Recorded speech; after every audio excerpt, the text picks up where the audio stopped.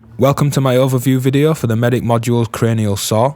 It's a dual VCO module with an onboard sub, detuning, sync and lots of modulation inputs for both the pitch of the oscillators and pulse width modulation. There's also some onboard glide. So I'll start by going through the features and then get into some patching. So here's the Cranial saw, and I'll first work through the features. We've got master tuning. There's also an onboard glide for pitch input, which we'll come to later. We've got a mixer on the right hand side, so VCO 1's turned up now, I'll add VCO 2.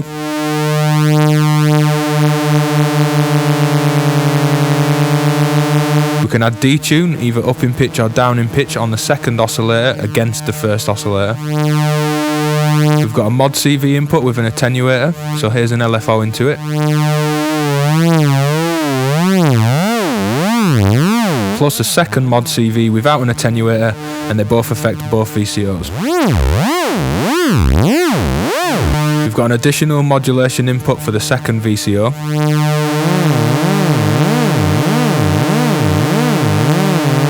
There's also a sync switch for the VCOs, so the detune amount now affects the harmonic content as the two oscillators are synced.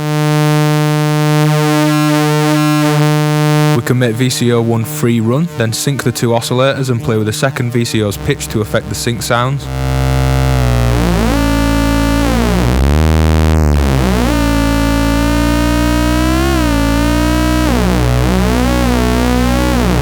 There's pulse width modulation for both VCOs and switches to select a saw wave or a square wave.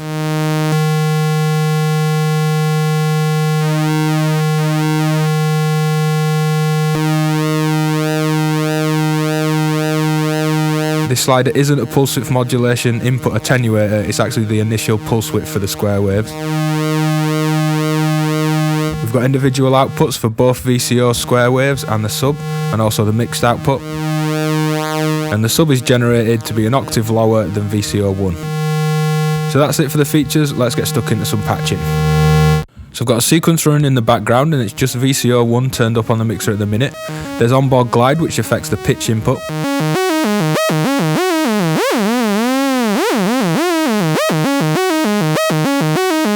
Turning up VCO 2, we can add a second oscillator and then add some detune.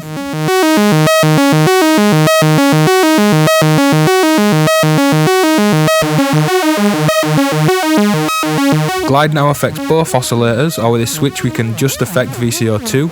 It can be interesting, but it's more useful when we're in the sync mode with both oscillators synced.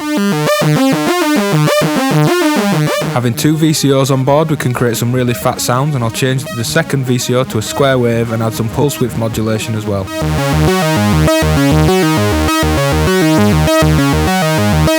With the mod CV inputs, we can add some vibrato effects with a slight amount of LFO modulation affecting the pitch of both oscillators.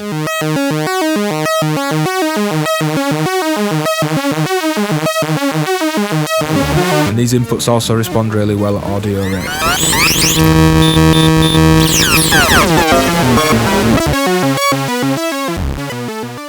I'll now look at the onboard sync features. I have VCO set to free run and I've got a sequencer going into the pitch.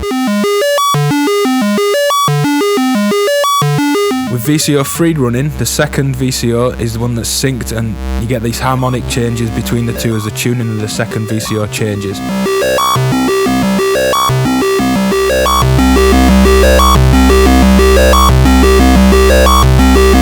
Adding some glide to the sequence, we can really easily get these nice bending sync modulations.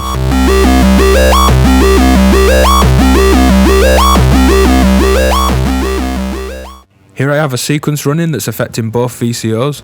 We could add a sub here, but for now I'm just going to leave it as VCO 1 and VCO 2, and I'm going to create some duophonic lines between the two VCOs. I've got one 8-step sequence running into the pitch input, which is affecting both VCO 1 and 2. This is also affected by the glide amount, and we can just affect VCO 2 with the glide as before. I'm now going to add a second sequence moving at the same speed as the initial sequence, and this is going to go into the VCO 2 modulation input, and we can get both VCOs moving from the initial pitch sequence, and then with a second sequence just on VCO 2 create these intervals which are going to be generated against that first oscillator.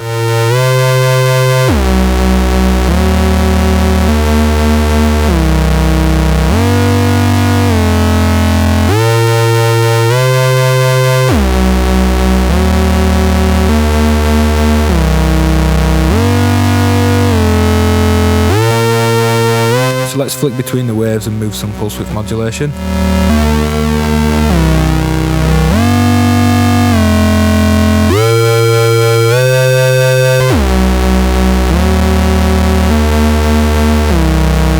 It's really quite quick and easy to get some big duophonic sounds that with two separate oscillator modules may be harder to get, as you'd need them to be calibrated perfectly to track the same. So here I've got a basic sequence going into the pitch control. Taking down VCO1's output on the mixer, I'm going to take the direct square output for VCO1 and add that into the VCO2 input for some cross modulation. Like other cross modulation and FM style patches, with some fine tuning you can get some really interesting sounds.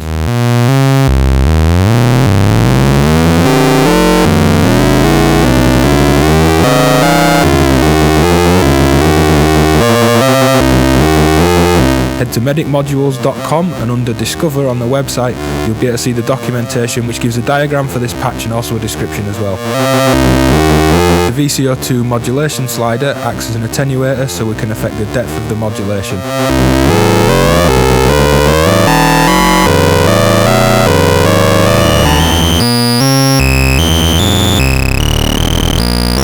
So this cross modulation is a great way to add some extra grit and modulation to an already big fat sound. Now I'm going to look at using the mod inputs for FM modulation. You don't often think of squares and saws for FM, it's usually sine waves or triangles, but there's some great sounds to be had with the oscillator. So here's a static oscillator plugged into the modulation, and I'm going to change the rate of that.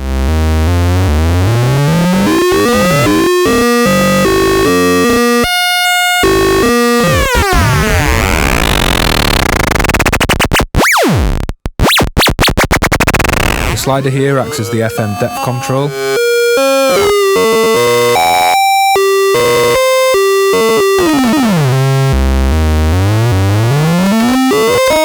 And then if I send a copy of the pitch sequence, which is going to the cranial saw, to my other oscillator providing the FM modulation, we can fine tune these ratios between the FM and the original pitch, and then these will track along with that pitch sequence.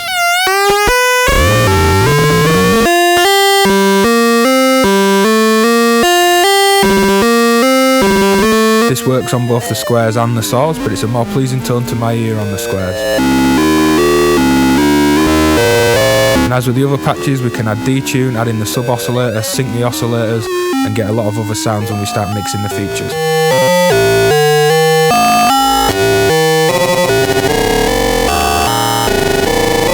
So the cranial saw is a nice big fat oscillator with loads of onboard options to sculpt the sound.